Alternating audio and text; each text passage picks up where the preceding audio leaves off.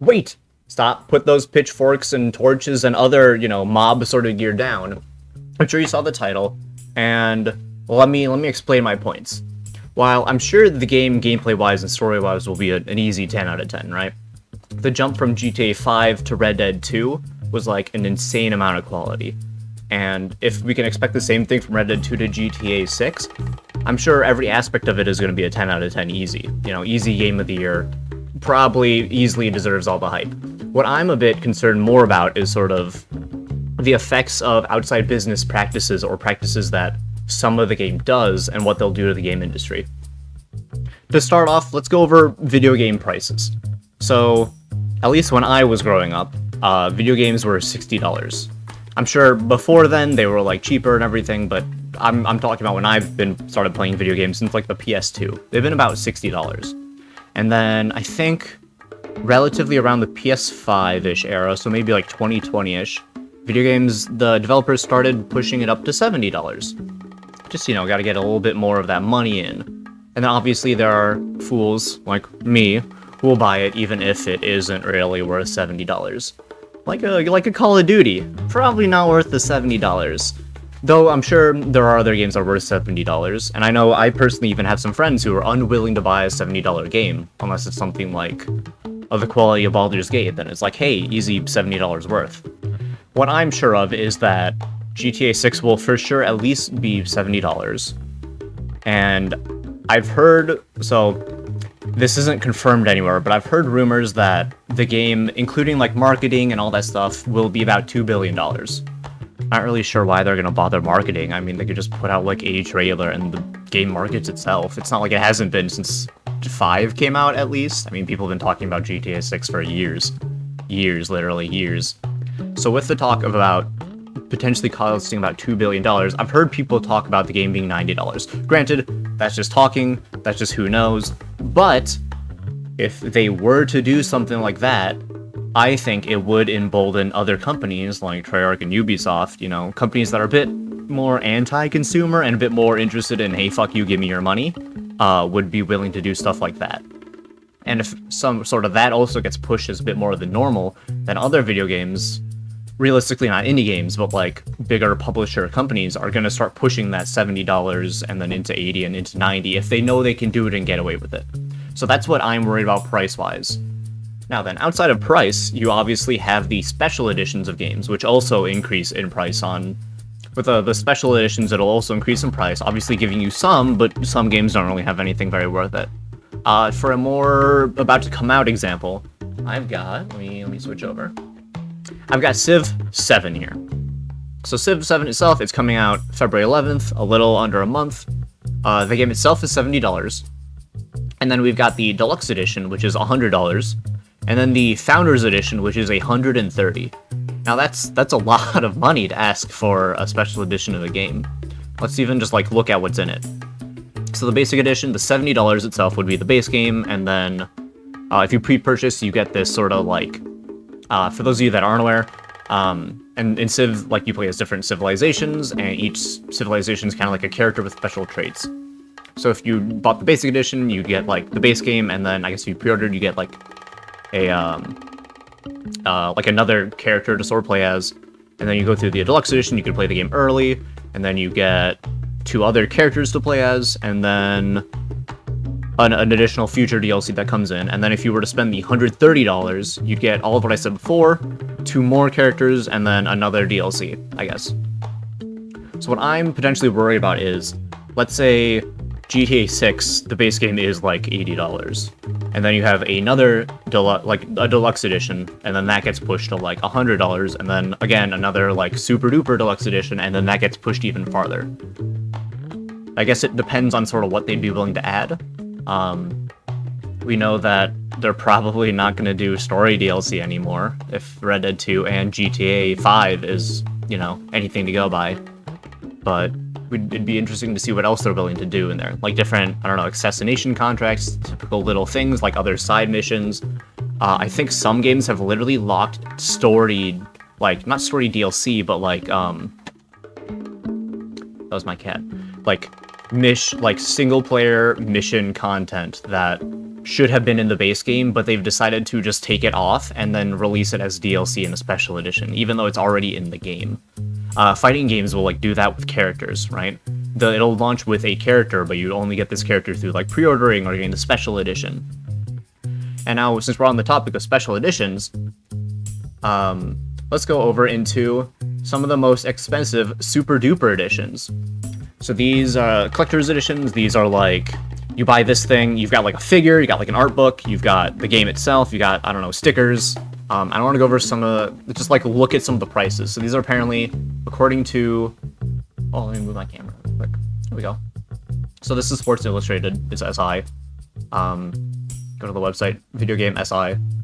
Some of the most expensive, so we got Crysis 2, this one's $300, this Middle Earth, so you get like a, did you really get a fucking, you got a fucking 560 Ti graphics card for your PC, if you, Crysis 2, man, that's old, that's old. So Middle Earth was 300, Dirt 3, 300, Black Myth Wukong was 400, and then so on and so forth. Looking at some of these more expensive ones, here's Dark Souls 3 at $800 because they're willing to do it. Here's this Resident Evil 6 leather jacket edition, which you get whole clothes out of it. And then this mono edition. And in case you're like, I don't know if that's real, here are articles from 2012 talking about this leather jacket edition for Resident Evil 6. And then here is articles talking about this mono edition. I don't even know what Grid 2 is, other than it's like a racing game. Grid 2 mono edition costs $190,000. Come with BAC mono supercar. So like ridiculous shit, right? Ridiculous prices. So what I'm worried about is potentially, what if they also do one of these super duper editions and they'll probably have the two main characters like on the card, the current really popular art that's of them. I think it's like the only art for the most part of the game. Like selling that, and then also some of this other stuff, like some games do like maps of the world. I think one of the previous Rockstar games had, cat's playing with my stuff, had like maps of the world, other stickers, posters, whatever. So it's another case of, this would obviously sell super well. Would other companies be like, oh, okay, this is hot to do again? Because a lot of these aren't super new, realistically. Like Origins, that's 2018. I think Armored Core 6 and Black Myth Wukong are the most recent ones, and even then they're only like 400, 450. The one I can think of that sold really well was the Elden Ring one, where you got Melena's mask. Like, I mean, fuck, I would have bought that if it wasn't immediately scalped and then super priced. I also pulled up Assassin's Creed Odyssey for the pricing of stuff. Just like, here's more tiers type of thing. This is how long people have been doing this since 2018. You got $60, $80, $100, $120. So God knows. I don't think Rockstar has done it for any of their games. Let's go to GTA 5 real quick. For GTA 5, you've got the base game. I own the game. You've got the premium. Oh my God, that's right. Yeah, that's a good thing to talk about. The premium, the base version, and then you add on the extra currency for online. That's something that they'd totally be willing to do. So like, let's look at this bundle info. So you've got the base game, you've got this starter pack for online, and then you've got essentially free money for the online, and you can turn it into a version. And let's see the other one real quick. Because premium edition Whale Shark, Great White, and then this is Whale. Whale's the $50 version. So now, price of individual objects would be $90, you bundle it together. Easy way of getting somebody started in the online. So there's my concerns about sort of the pricing and everything. Let's go on to the next topic. The online shop.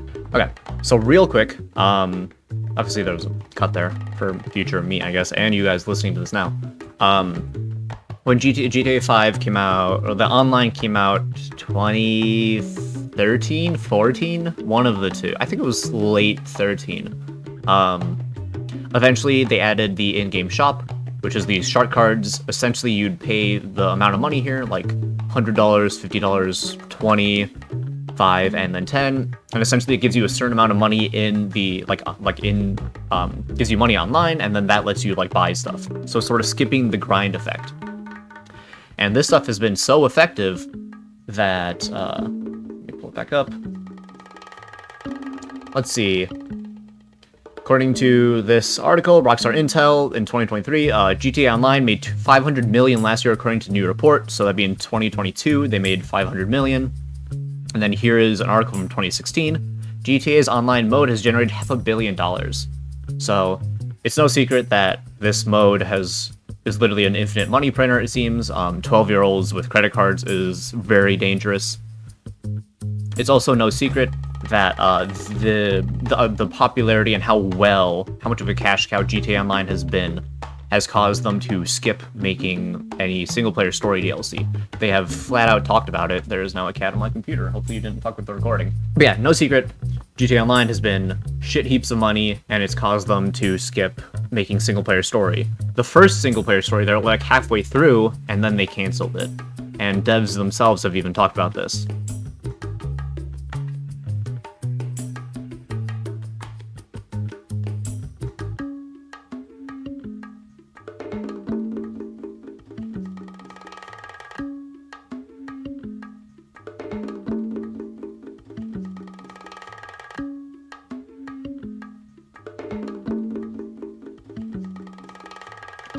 Just to quickly go on with this before I show you a more modern example, very modern, very kind of egregious if you ask me, but so obviously like this is $10,000, but you'd be like, that's a lot of money in the game. Well, I've got a bunch of different screenshots of different prices of stuff. So here you can see the max is like this one at 2 million.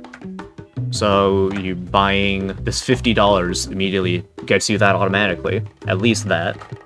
Here's some more. Here, this one is 10 million, so that automatically would be all of this $100. 10 million, here's this 1 million, 5 million for this gold chopper, 3 million. Here's some cars, 1 million, 2 millions, almost 3 million for this one here. Just police cars themselves, over 5 million. It can be, which is ridiculous if you ask me. Here's, I think these are just shoes, right? $23 million for shoes. Here's, like, vests. $95,000 for a vest. That's all the screenshots I've got. But that gives you the basic idea. In-game, the items are priced for a ton, and then that incentivizes you to buy these shark cards so you're not sitting there for hours on hours grinding out little missions. And this alone has caused them to have tons of money, and I'm confident this has sort of helped boost the current sort of online shop economy that is here. So now let's jump to a pretty egregious one. Here's Black Ops 6. My copy of it. Let's look at the store real quick. So, store is right here. So just looking at what the COD points are. So we've got 13,000 is 100, 9,500 is 75, 5,000 is 40, 2,400 is 20, 1,100 is 10, and then 500 is 5. Now, looking at sort of just the operators, and we can get a good idea on what the prices are. I think the most expensive one is this $3,000 here, this Dank Days. Yeah, or this like Draconic Force. So 3,000, you would need to either buy 2 of the 20s or the single of the 50. And that's how they fucking get you. That's how they make a ton of money off of it. So whereas in GTA 5, you could technically play the game and grind out the game, and you could get these points to buy the in-game items. Here, obviously, you need your physical cash. Fortnite came out post GTA 5, which sort of introduced this whole shop and battle pass. If you're hearing banging, that's my cat in the background. Cat be doing what cat be doing. But yeah. So GTA 5 wasn't really around for this stuff, and by the time this stuff started happening, I'm going to assume it was too late in GTA 5's development cycle for them to just like casually add all this stuff in. But I'm worried that in 5 there will be the so you'll have 2 different currencies. You'll have the free, the like normal money you can make, and then you'll have, I guess, wherever the shark cards can give you in terms of like the premium currency. For like Call of Duty here, it's the COD points. And then I'm sure that they'll bring back the card sharks to just give you regular in-game money that's grindable through like paying real money. So I'm worried that, especially with how well GTA 5 did, they will go super egregious with prices, and it will make shit heaps of money, and then people will, other companies, Treyarch, and then like Ubisoft and other, you know, sort of companies like this will look at that and go, okay, we can go even harder because here is how well GTA 5 has done. We can push ours to go even further now. And I mean, shit like this makes so much fucking money. I mean, even, I guess the guns would be in the bundle, right? You're paying $3,000, then you're getting all this. But I mean, like, $3,000 is $40. And you're getting like a skin and 2 guns. And the gun, I guess, okay, the gun can turn into a bong, right? Like, here's the gun turning into a bong, I think. Like, sure, whatever, cool, but $40 for that, right? Feel good about that? And let's not even get to, so, I don't know if this will be a thing, obviously, but obviously, like, events. Call of Duty Black Ops 6 is doing a Squid Game event right now, where, obviously, you can get the skins, there's like a whole battle pass itself that you could spend money on. In the store itself, we saw, here is the red light, green light girl. I think there's other ones too. Hold on, where are they? I know there are other ones here. Where? Yeah, so like here's more Squid Game, here's Squid Game, lots of Squid Game. I think there's other outfit ones in here. Oh, maybe not. Regardless, GTA 6 is arguably gonna be the most popular game out there, and certainly one of the biggest ones, probably until the next Rockstar game comes out. So it wouldn't surprise me if they also want to go with certain events like this, and that will also cause more money to happen, which also further does this double battle pass that Fortnite also, I think Fortnite introduced it. It all goes back to Fortnite now. So I guess that's what I'm worried about in terms of sort of the online monetization. And then that, I mean, also battle passes. You know, battle passes weren't a thing when GTA 5 came out. Like, those didn't exist. But boy, are they now. So that is the general gist on what I wanted to talk about. Again, I'm sure the game itself will be a ton of fun to play. I'm sure the story will be fantastic. The story will be great. Voice acting, sound effects, all that stuff I'm sure is great. But I'm worried about these little outside business practices, you know, the monetization, how much things cost, that are already kind of tearing the game industry apart. And should Rockstar decide to do this with GTA 6, I wouldn't be surprised if they do. Should they decide to do it, it will make things honestly worse for all of us. Further pushing this monetization aspect, further, like, sort of putting, I guess, interesting stuff behind paywalls as opposed to just challenges in game. I remember back, in Halo 4, you'd be, in order to get the cool armor, you wouldn't be dropping money, you'd be going behind guys and getting this many assassination medals, you know? You get the cool stuff, and that type of idea is all gone. So I'm worried that with the GTA 6, this sort of pushing how much money we can kind of wring out of the player in like online modes will get pushed even further, and then it'll embolden other companies to even go further. And just, we're all struggling for money now. I'd rather not have to, if I'm busy trying to put all this money into a game, I'd rather just not play the game, you know? But that's my general thought process. Will they do it? Maybe. Will they not? Who knows? If the $2 billion cost is, then maybe. I mean, the game is gonna sell like nobody's fucking business. It's gonna sell like hotcakes.